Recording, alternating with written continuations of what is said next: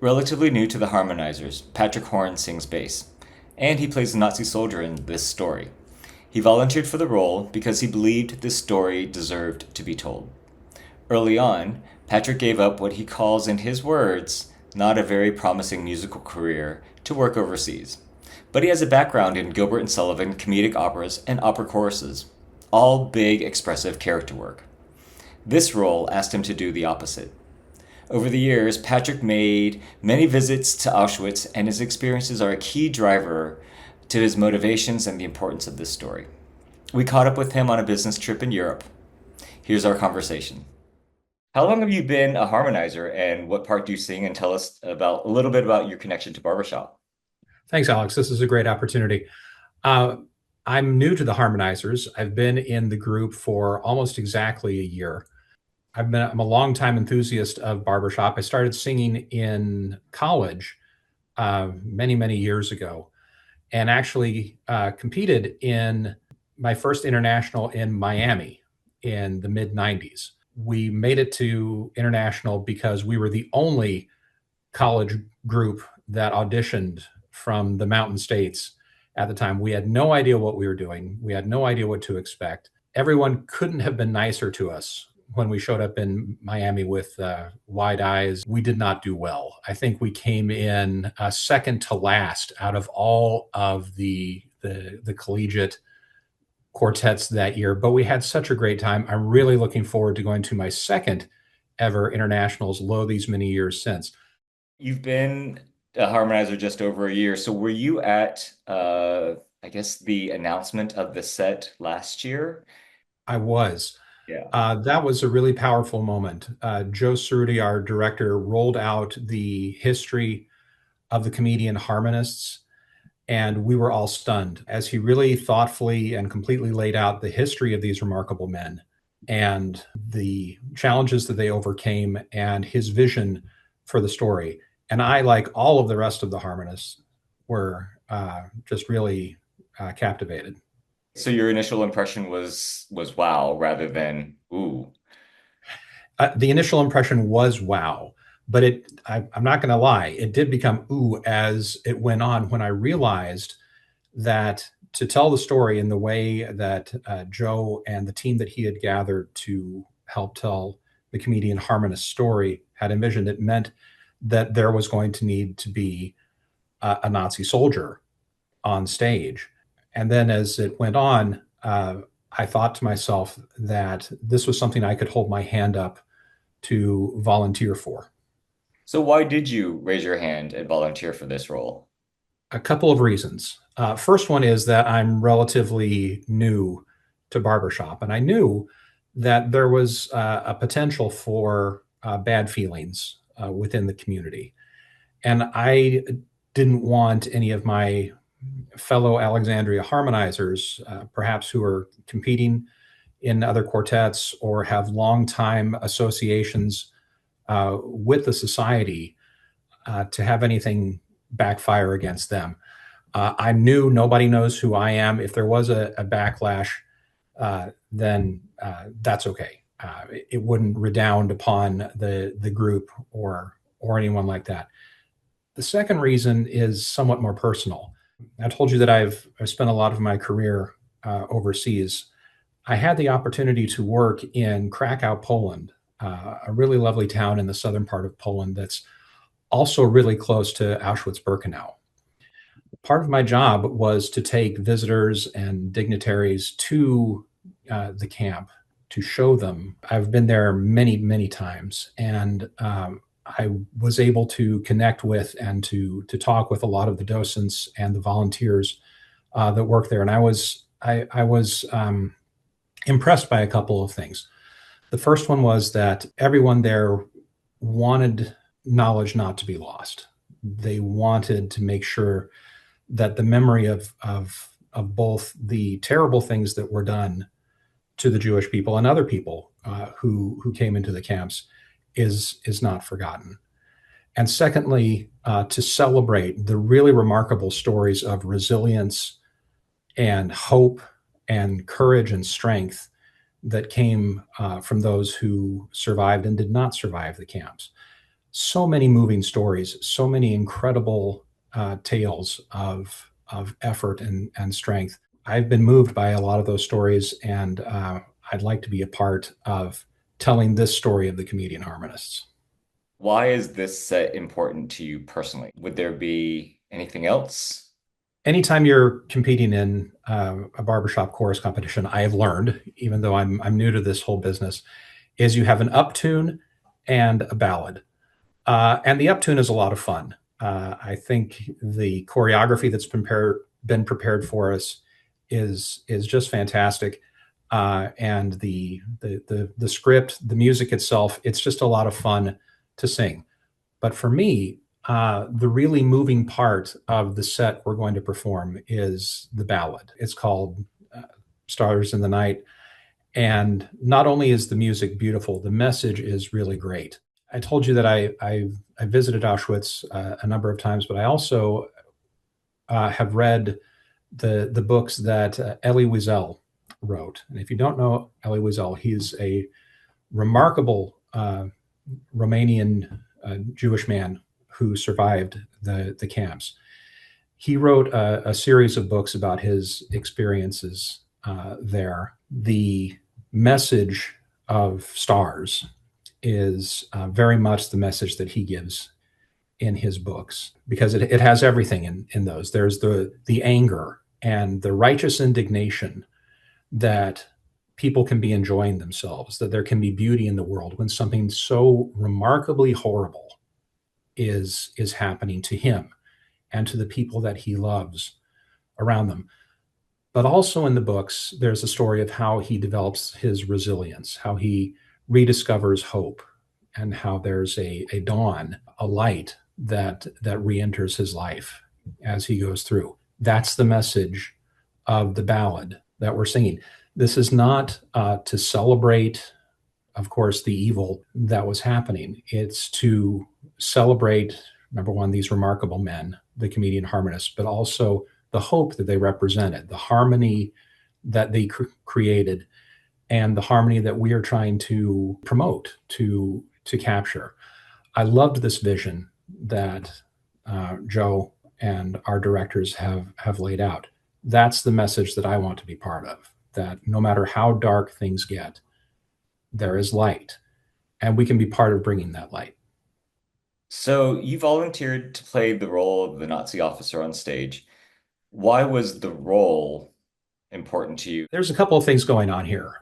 First is that there's some artistic license being taken with this. I don't expect there was an actual German military effort. I imagine that the bad news and the bad things that were done to the Harmonists would have been done by bureaucrats, by guys wearing suits and not soldier uniforms. So I think the Harmonizers are trying to portray a villain in the quickest way possible to tell the story.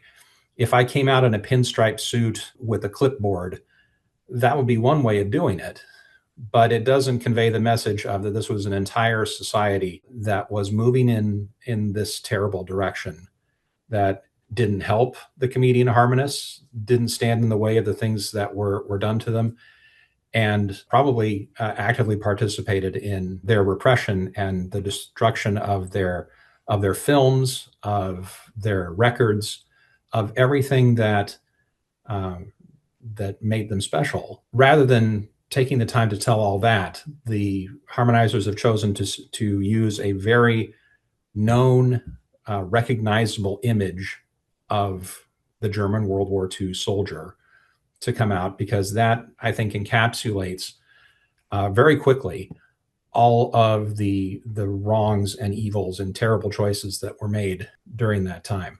I think it's part of the way that you tell a story quickly. We have a limited amount of time on stage, and there's nothing that can get the message across quicker than the image of the Nazi soldier coming out. I'll tell you another story. I told you that I worked in Krakow for a long time, and Krakow was an old European city that was spared the destruction of World War II for a number of reasons. But that makes it a very popular place for people to film movies from different periods, because you have all these old towns, old cobblestone streets and buildings that are hundreds and hundreds of years old. And it looks like an old European town. Well, one day I was walking to work in the misty Krakow morning, and I turned a corner and there were Nazi soldiers there. Bucket helmets, submachine guns, the whole getup. And it took me a couple of seconds to realize that they were filming a movie. There were big cameras set up, but my visceral reaction as I rounded that corner was Nazi soldiers, extreme danger. What is happening? And I expect that me coming out in a coat and hat that typifies that time period will have a similar effect. But you're not coming out with the swastika and a bucket hat and a gun. No, and Joe made that very clear from the beginning, that there was a limit to the images we were going to portray on stage, and I wholeheartedly agree with that limitation. We can get across the feeling of the Third Reich without going into the full paraphernalia. That makes me a lot more comfortable. But yeah, I understand the visceral reaction because I've had it, and it's terribly jarring. I think, though, it's necessary because the terrible things that were done to the comedian Harmonists were done. The villain in this set advances the story. That's my job. The comedian Harmonists have done a great service to the Third Reich. You are our ambassadors of goodwill. We have a limited amount of time to tell a story in our set. My job is to advance that story as quickly and as sensibly as possible. As the soldier, my first time coming out on stage will be to congratulate the Harmonists, to tell them that they are being a great benefit to the Third Reich, because the Germans did make use of their popularity in the 1930s. Then we'll show the progression that the Nazis will come and put some limitations on them. They'll limit their travel and they'll limit their performances until finally, at the end, they will ban the Jewish members from the group. They will order their films to be destroyed. Their records will be seized, and it will be illegal to listen to them or sell them. So every time I appear on stage, I'm advancing the story. I will show the indignity of what the Nazis did to the Harmonizers by first using them, and then the injustice of what was done to the comedian Harmonists as the war years went on. I'll admit, too, that when Joe rolled out this vision for us, I felt offended and angry, because I've spent my whole life enjoying a cappella harmonies and listening to goofy music, both of which the comedian Harmonists absolutely were. And I had never heard of these men. And I was offended by how well the Nazis had done in eliminating their media. So another reason I want to be part of this is to help tell that story, to increase the signal and knowledge of these men.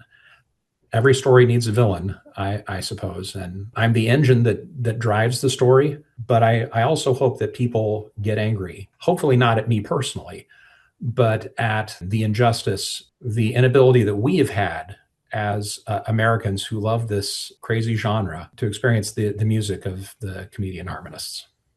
Tell us more about the conversations that you and Joe had as you're developing this. Right from the beginning, Joe, I think, was appreciative that I raised my hands for this. I think they were talking about hiring a professional actor to take on this role, specifically because of the sensitivity surrounding it. At every point, Joe has asked for my input, and the creative team have worked with me to, number one, to make me as convincing a villain as possible. I'm a pretty gregarious, outgoing guy.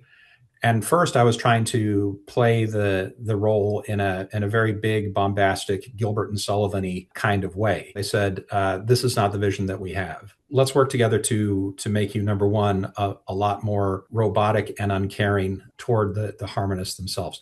But at every point, they also said, "Look, we understand that this is uncomfortable. If anything about this makes you uncomfortable, please tell us." and we can dial it back, we can dial it differently, we can step back. And they've asked for my input. I approached them about doing the bureaucrat business, but they talked to me about the imagery and the limitation on time that we have. And I agree with them. They could not have been more supportive in listening to me. You are aware that we have previewed or at least talked about the wardrobing and how wardrobe is developed for this. And there was a little bit of controversy around that. How does that make you feel, or does it register on your radar? No, it's a good question. I've watched a number of the videos with the comedian Harmonists as individuals, and each one of them has 2 or 3 comments about, hey, did you know this about this individual harmonist? And this is something else that he did that we think you'd find interesting. But as soon as the post went up about the wardrobe options that the Harmonizers were considering for the role of the Nazi soldiers, then dozens and dozens of people started to comment when they had the realization that I did. I had that moment of realization of like, oh, wait, what? That means you're going to have an actual Nazi up on stage. Is that right? I saw a lot of people in real time on comments have that same realization, like, this is not what we were expecting from the Harmonizers for their set. I think it's smart for a couple of reasons. The first is that we're telling the story, not just waiting until St. Louis to tell the story. We're doing a lot of sensible videos, I think, that celebrate the life of the Harmonists as individuals and as a group. We're telling their story in advance so that people can be familiar with it before they see the really amazing set. The reality is that the Germany of World War II produces a lot of strong feelings in people. And I certainly don't take it personally when I see comments online that talk about, how could you do this? This is a terrible idea. You need to rethink this for the good of the society. I get where that's coming from. There's so many people that have personal stories from their families, from acquaintances, from their own experiences that they've had in their life where they have been terribly, terribly hurt by discrimination or by the Third Reich. I'm in the Netherlands right now on a job, and there was a big news story about how art that had been stolen from Jewish families was just recently recovered, and the ancestors of those families are being made whole. The terrible, terrible crimes that were committed by the Nazis we're still healing from those. So I understand that people feel strongly about it, and I don't take it personally. There are people that have understood the vision, that we're certainly not trying to celebrate the Nazis and the things that they did. Quite the contrary. We are trying to show, again, that harmony can come from the blackest and darkest of times to bring light to the world, like the comedian Harmonists did and like we're trying to do. The message is not one of celebrating darkness, it's of celebrating light. And I really hope that message comes through. You're playing the Nazi character on stage. You're not a professional actor. How do you prepare to step into a role like that?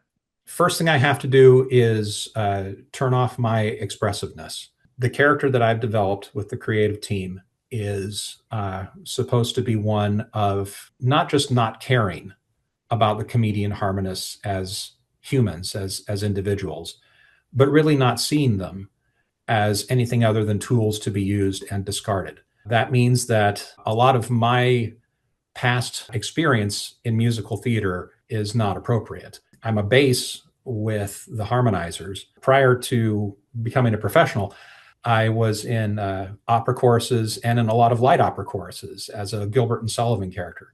And for those characters, you're expected to be big and use your face as expressively as possible to get the goofiness and the zaniness of the light opera characters across. I have had to abandon all of that and unlearn a lot of it and try to make my face as blank and uncaring and wooden as possible. It's going to be difficult in St. Louis when I have thousands of people out in the audience, to not turn on the character actor that I've been for most of my musical career. So what does it feel like in rehearsal when you're in character? When I'm in rehearsal, giving the lines, engaging with the comedian harmonists, it's remarkable in how quickly the mood turns, especially in the uptune. There's a lot of fun that's being had on stage with big choreography and up-tempo dancing. The harmonizers are trying to show off what the harmonists did with their voices, pretending that they're musical instruments. It's great. It's big. It's fun. Very cinematic. And then I come out on stage. Boom. There's a Nazi on stage, and all of the fun goes away. While I'm on stage, I pick out a couple of the comedian harmonists to engage with. You can tell that they are in character too. They know that they should be scared, and we achieve that in a theater way when you connect with somebody like that and you know that the feelings that they're feeling are real. That's a gratifying feeling, but it's a lot when the tenor of the performance changes immediately to something like, oh my gosh, why is this happening? We were having so much fun. Get a load of Captain Bringdown, who's coming out on stage. That advances the narrative, that advances the story, and we proceed from there. And it's intentional. It's by design, right? That's right. It's all super intentional, and it fits with the way that the narrative is progressing, the way that the story is being told. It's very jarring, especially the second time when I come out and I'm doing the really aggressive, angry, slow clap that gets progressively slower. It's intentional. It's meant to be threatening and dismissive. And I think it really comes across. Do you feel that inside too? Do you have to embody that to get that? I do. I have to become this character that's not even viewing the comedian harmonists as people, but just a project to be completed, and then I move on to the next thing. I don't want to be there. I'm supposed to give across disgust that I have to deal with these entertainers, and then move on. It is deliberate. It's jarring. It's necessary for the story. So in the 12 to 15 minutes that the Harmonizers have on stage, what do you want people to take away from this performance? A couple of things. First, I really want them to become familiar with the comedian harmonists, the remarkable men that they were, the fun that they had together, the energy that they brought on stage. I want to honor their memory and hope that other people remember them going forward as well. As many people as we can inculcate with the story of the comedian harmonists, the better. I don't want that history, I don't want that story to be lost. But the second thing is really the most important. The ballad of Stars in the Night. The message that no matter how dark things get, light can be brought to the situation through harmony, through working together, through singing together. One of the things I like the most about the society, about this crazy group of a cappella singers that come together every year, is that I can walk into a room with people I've never met before, and we can sing a tag together.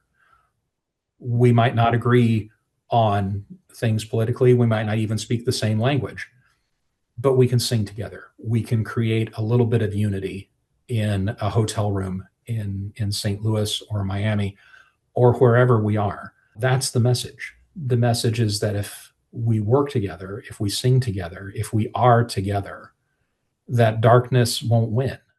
I think it's a great opportunity. This is my first year with the Harmonizers, and I just feel remarkably fortunate to be part of the group during a time when they're really taking on an important message, something that hasn't been told often in the media, that hasn't been told often in history books. It's great that I have this remarkable group of men in the Alexandria Harmonizers who are helping to tell the story of an equally remarkably group of comedian harmonists.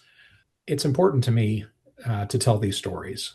It's just my luck that the Alexandria Harmonizers have picked something that's so meaningful to me in my history of the experiences that I have had in my life of wanting to not forget, of wanting to celebrate those things that were lost. I've worked all over Europe. Another part of what I have experienced is talking with a group of people whose entire reason for existence is remembering the stories and the lives of those that were lost in the Soviet Gulag system. They have libraries and libraries full of letters and cards and notes from people that disappeared, that went into this system from which they never emerged in the former Soviet Union.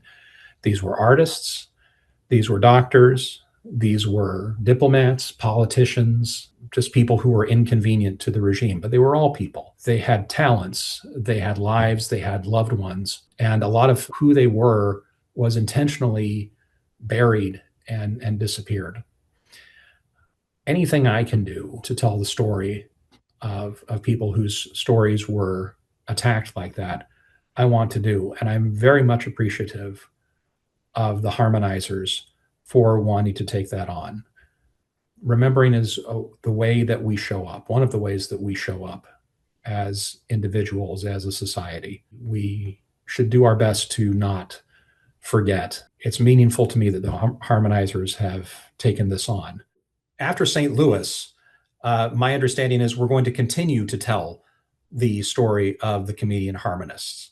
This is not just a one-shot deal. We'll be doing this set again as we go forward. So I will be doing the role, and I'm glad we will be. We have a wider audience as the Alexandria Harmonizers beyond just the convention in St. Louis. So it's a message we'll be continuing to spread even after internationals. Please come and see us in St. Louis.